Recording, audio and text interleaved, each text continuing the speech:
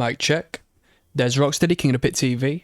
We're back, and we're essentially finishing off our run-through of the Pantera discography. It's not often we manage to go through a discography on this channel. Very few bands have had that privilege, but here we are. Devoted to Braden, who recommended this on the Patreon. Thank you very much. I've not got a problem finishing off the Pantera run-through. The Great Southern Trendkill, what seems to be arguably one of the least talked about Pantera records. Out of the Cowboys from Hell period onwards, I would argue that this is the least promoted by those whom are in the know. So we're going to get into it, see what we think. I don't have too much to say. I've just fed up in a good way. Not fed up as in I'm annoyed or tired. I'm going to stop talking about this, but I like to bring you in on my life. I've said this over the past few videos because I like to fill you in where I am and engage in conversation, right? And it's something quite abnormal for me.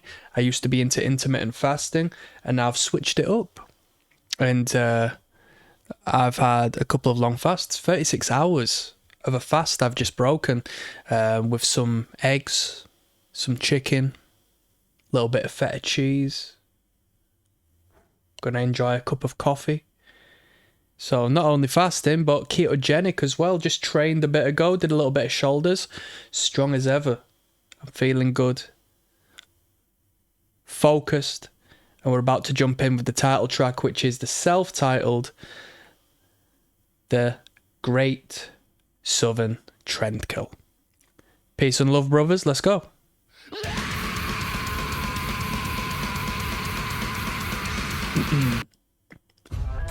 Whoa!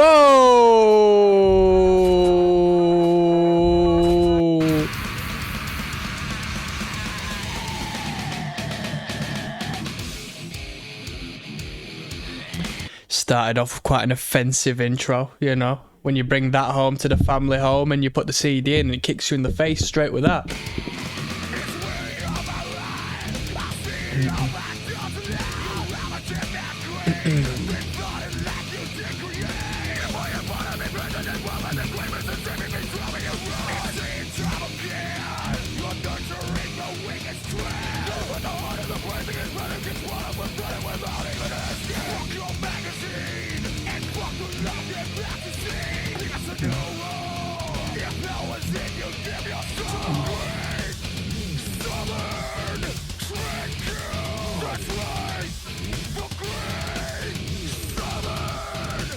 Someone says the best opening scream in metal history. Wow, this is going to be a good thread. 49 replies. I know someone's going to put some good tracks in recommendation on this thread. Let's have a look. Seth Putnam's on this record. Very nice. I hope people fill me in where Seth is, right? Because I am a fan of Seth Putnam. I'm not going to lie to you. I like the attitude and I like the music. I believe personally, when it comes to AC, to not be crass, right? When it comes to the band AC, you go into there, it's funny, it's shocking, it's noise, and then as you start to slowly yet surely understand punk music as a sound, as opposed to like the element of just being offensive, when you start to understand the actual quality of the music, you start to think, wait a minute, some of this is actually pretty bloody good hardcore punk. Do you know? That's what I think. Someone says, I legit thought you were joking when you said Seth Putnam did some vocals on the album, but lo and behold, right in the description, vocals, Seth Putnam, fantastic.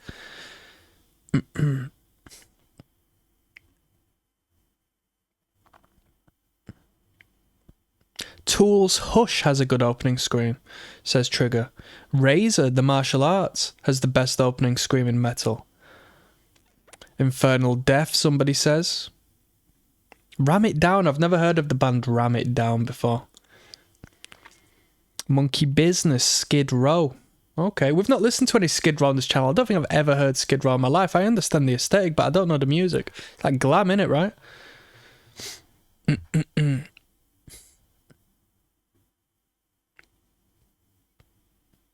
Right behind Angel of Death.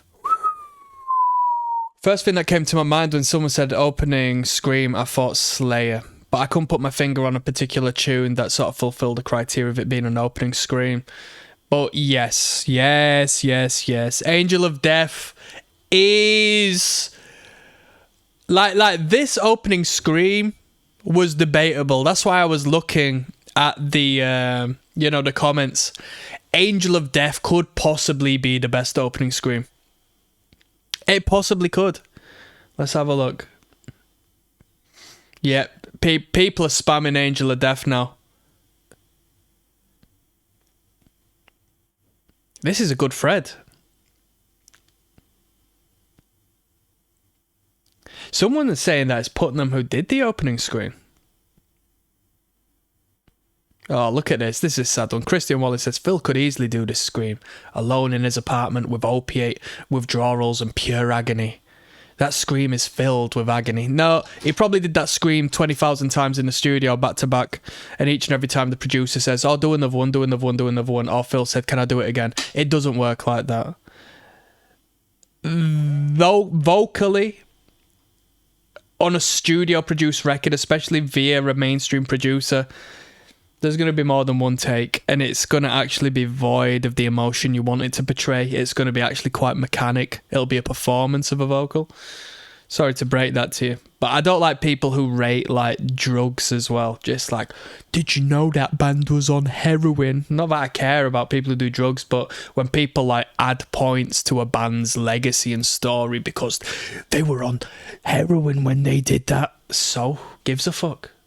Like, it means nothing. Like, what's the end product? Do you know what I mean?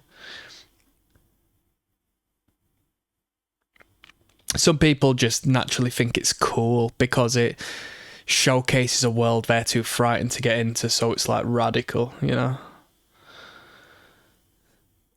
Yeah, Angel of Death says, sorry if you want to hear a Pantera reaction, people, but come on. We all love metal, don't we?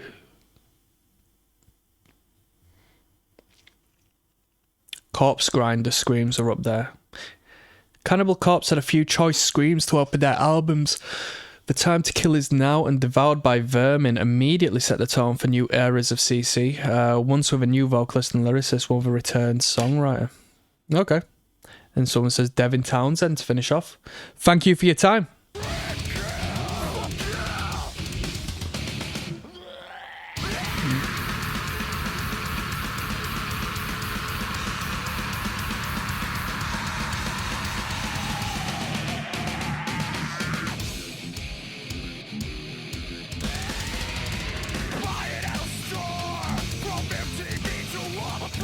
Pantera fans, if you are watching this, let me ask you something, right? Because Pantera were a big band. Were there suspicious circumstances around the death of Dimebag Darrell? I know we've all heard the story, we've all heard the obsession, and we've heard the mainstream narrative. You people in the know who might have a little more background information, was there suspicious and odd external parts of the story that make it seem like there could have been a different force involved that we've been told? Let me know. These musicians are worth more dead to the labels than alive, so... We've found this numerous times throughout history. Allegedly.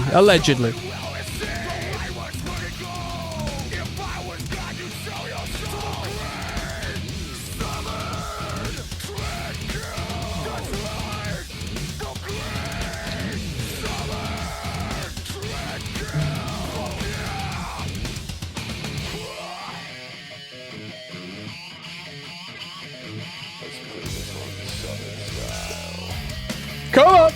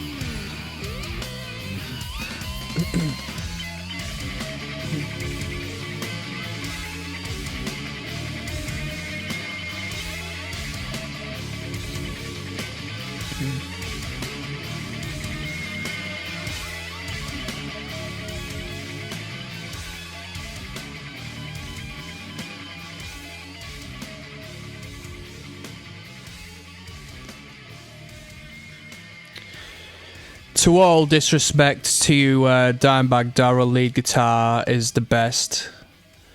To all of you out there, I'm gonna say,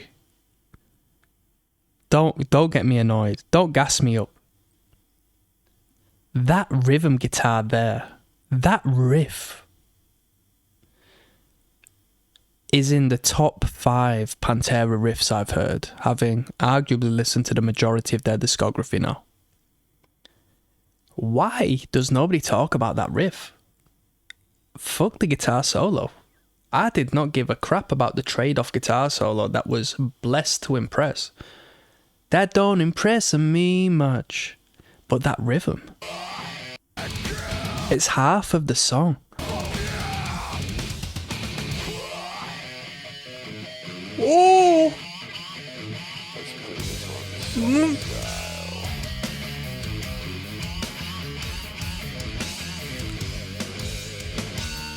That's one of the best. I don't want the modulation. Listen to the key change here. This bit. I don't want the modulation. Just keep it in the same riff. I generally don't like key changes like that. I don't care for them. But that riff is probably the best riff I've heard in like a month or two. Not gonna lie to you. Not gonna lie to you. I did not expect that. That is a corker of a riff. Them harmonics in relation to the bluesy noodle that was that riff is spectacular. That was superb. You know me, people. I don't put stuff on. I don't sugarcoat stuff. I was jamming out. War Nerve coming up next.